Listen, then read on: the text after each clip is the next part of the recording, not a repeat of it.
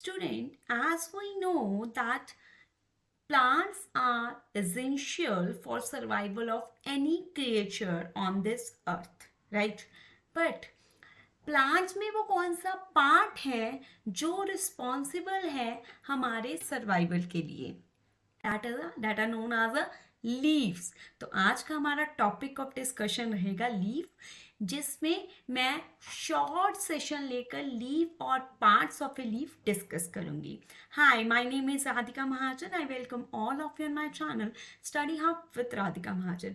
तो स्टूडेंट्स, तो हम यहाँ पे आज क्या डिस्कस करने वाले हैं? Characteristics of a leaf. Leaf की क्या कैरेक्टरिस्टिक्स होती हैं? लीफ क्या है? लीफ की अगर हम बात करें, ये देखिए, ये स्टेम मैंने मेंशन किया और यहाँ पे, और ये पर्टिकुलर स्ट्रक्चर जिसको मैं यहाँ पे छोटा सा टिक लगा रही हूँ, this is known as a bud. तो लीफ कहाँ से निकलते हैं? बर्ड से, राइट? तो पहली कैरेक्टरिस्टिक्स हमारी ये आ गई कि leaves arises from the bud. Agree student? ये कहाँ से निकलते हैं? बर्ड से. फाइन. अब अगर उसके बाद हम देखें तो लीफ क्यों इंपॉर्टेंट है? क्योंकि ये परफॉर्म करते हैं फोटोसिंथेसिस. स्टूडेंट, फोटोसिंथेसिस क्या होता है? जब ग्रीन प्लांट्स अपना भोजन खुद बनाते हैं, ठीक है, सनलाइट की प्रेजेंस में, क्लोरोफिल की प्रेजेंस में, ठीक है, उसको हम बोलते हैं फोटोसिंथेसिस. फोटोसिंथेसिस का स्टूडेंट मैंने एक सेशन लिया था, शॉर्ट सेशन मैंने लिया था, वो मैं आपको लिंक प्रोवाइड कर दूंगी डिस्क्रिप्शन में. उसमें आप देख सकते हैं. अगर आपको फोटोसिंथेसिस का कॉन्सेप्ट क्लियर नहीं है तो आप वो शॉर्ट सेशन देख के अपना इस कॉन्सेप्ट को क्लियर कर सकते हैं. और when we come back to this topic, अब लीफ परफॉर्म करते हैं फोटोसिंथेसिस. फोटो मीन्स लाइट और synthesis means combination of component. ठीक है, फोटोसिंथेसिस में क्या होता है? कंपोनेंट्स कंबाइन करते हैं लाइट की प्रेजेंस में, और क्या होता है? लीव्स अपना भोजन बनाते हैं. फाइन. अब क्योंकि लीव्स के अंदर फोटोसिंथेसिस का प्रोसेस होता है स्टूडेंट्स, तो इस कारण हम इसको क्या बोलते हैं? They are known as a food factory. Factories का मतलब क्या होता है? जहाँ पे कोई चीज़ बनती है, ठीक है. तो अब यहाँ पे क्योंकि फूड बन रहा है तो इसको हम कहते हैं food factory of a plant. अब उसके बाद हम बात करते हैं इसकी नेक्स्ट कैरेक्टरिस्टिक्स की. जो लीव्स होते हैं ना स्टूडेंट, ये डिफरेंट शेप्स में पाए जाते हैं. डिफरेंट, और यहाँ आप कह सकते हैं वेरी करते हैं इन शेप्स, टेक्सचर. कोई बहुत आपको रफ लग सकते हैं, कोई बहुत सॉफ्ट लग सकते हैं, ठीक है. अलग अलग साइजेस में पाए जाते हैं. तो ये वेरिएशंस लीव्स में देखा जाता है, ठीक है. नेक्स्ट हम बात करते हैं leaf. Most of the leaves are green in colour. Green in colour क्यों होते हैं? ये भी हमने इस कॉन्सेप्ट को भी हमने फोटोसिंथेसिस में टच किया हुआ है. Because of the presence of chlorophyll. इनमें क्लोरोप्लास्ट एक ऑर्गन पाया जाता है जिसमें क्या होता है? क्लोरोप्लास्ट में क्या होता है? क्लोरोफिल. क्लोरोफिल के कारण लीव्स क्या होते हैं? ग्रीन इन कलर होते हैं, ठीक है. अब इसके बाद हम इसकी नेक्स्ट कैरेक्टरिस्टिक्स पे आते हैं. नेक्स्ट कैरेक्टरिस्टिक्स सेज कि जो लीव्स हैं, लीव्स का जो ग्रोथ पीरियड है स्टूडेंट्स, वो लिमिटेड होता है, ठीक है. They have a limited growth period. We can say there is no continuous growth. और आप ऐसे भी इसको लिख सकते हैं क्योंकि एक पीरियड के बाद ग्रोथ क्या हो जाती है? स्टॉप हो जाती है.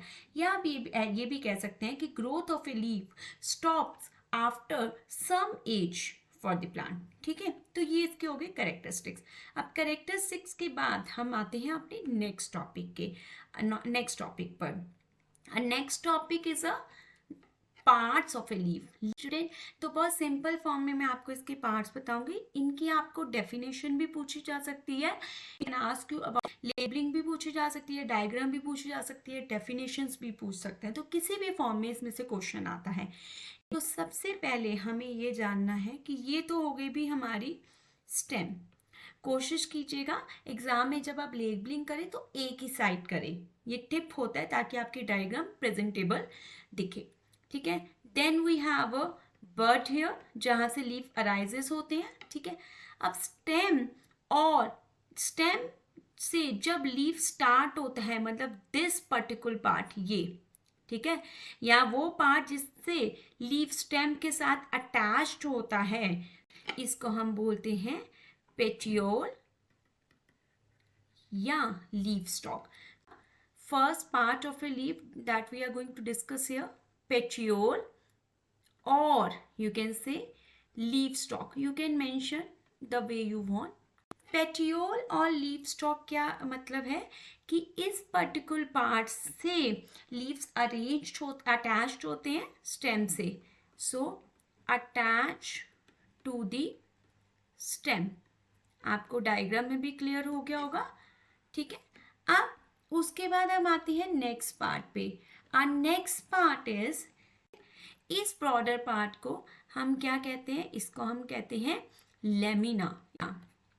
फाइन, तो हमारा second part which is known as a lamina, और इसको हम लीफ ब्लेड भी बोलते हैं, ठीक है।